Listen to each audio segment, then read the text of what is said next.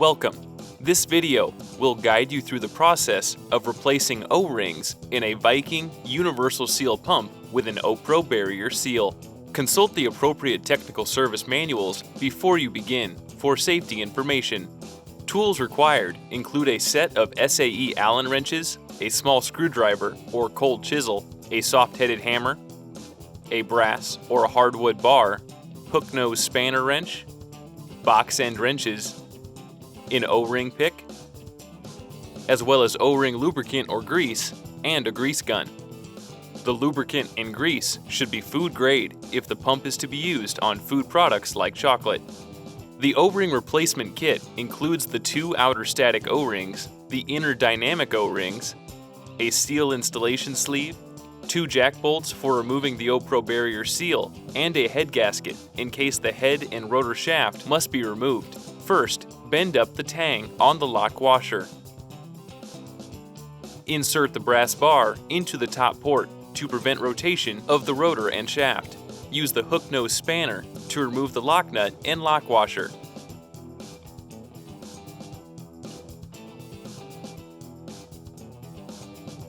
Remove the brass bar. Loosen the two Allen head set screws on the face of the bearing housing. Remove the bearing housing. Use a 2-pin spanner wrench if needed. Remove the bearing spacer collar. Remove the half-round rings, except on these sizes, which do not use them. Remove the grease fitting and pipe plug from the O-Pro barrier seal gland.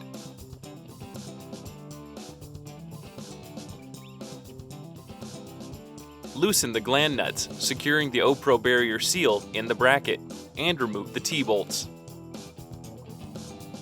Thread the jack bolts into the tapped holes at the top and bottom of the barrier seal, and use a wrench to help press the barrier seal out of the bracket, alternating back and forth between jack bolts. Remove the O-Pro barrier seal. Clean as much old grease and product out of the area between the bracket bore and shaft as possible, taking care not to nick the surfaces. Remove the inner dynamic O-rings and outer static O-rings.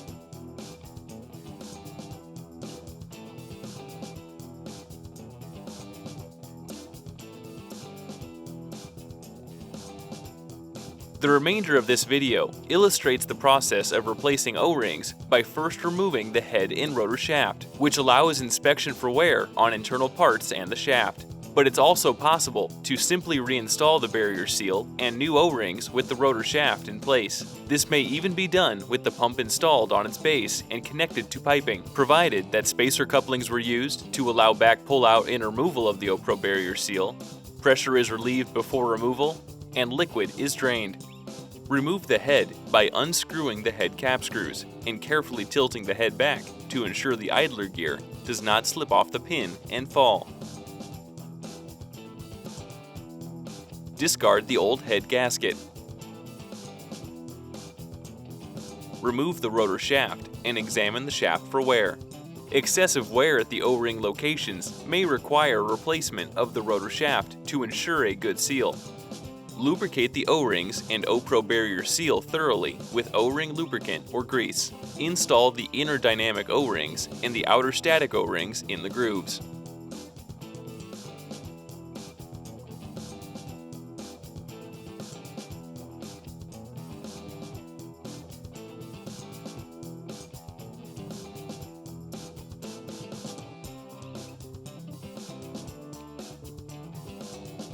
Then install the O-Pro barrier seal into the bracket, with the flat surfaces of the gland facing upward. This positions the lubrication groove at the opposite end in the 6 o'clock position. You will encounter resistance as the first outer O-ring enters the bushing bore area. Rotate the O-Pro barrier seal as needed, but don't hammer it or you may damage the O-ring. Once in far enough, you may be able to use the gland bolts to gently pull the barrier seal completely into the bracket bore.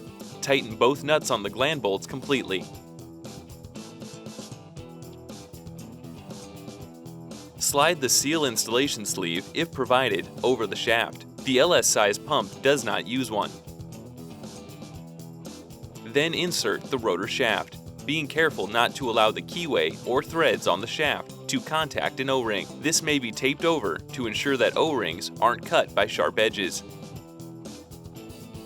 Remove the steel installation sleeve. Use gasket sealant and a new gasket to reinstall the head and idler gear. Ensure that the crescent is opposite the sealing area between the ports. If the pump has a relief valve on the head, it should point toward the suction port.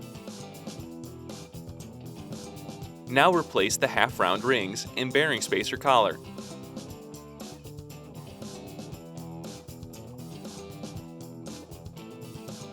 Replace the bearing housing.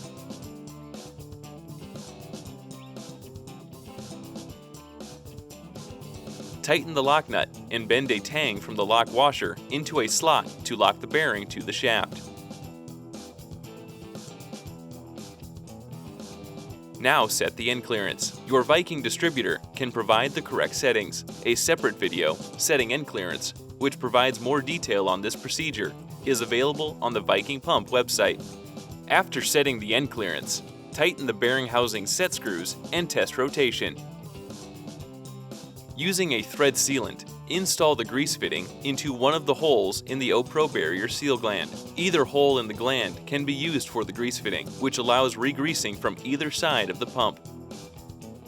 Install a pipe plug into the other hole of the gland using thread sealant.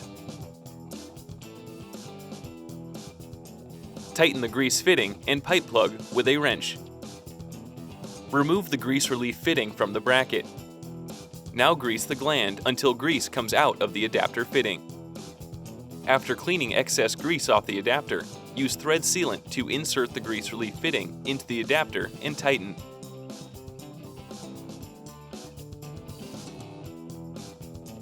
Re-grease the gland until sufficient grease comes out of the grease relief fitting to ensure that all air has been purged. Rotating the shaft while greasing will help remove trapped air. Regular re-greasing is required, and discoloration of grease coming out of the relief fitting is an indication that O-rings may need to be replaced.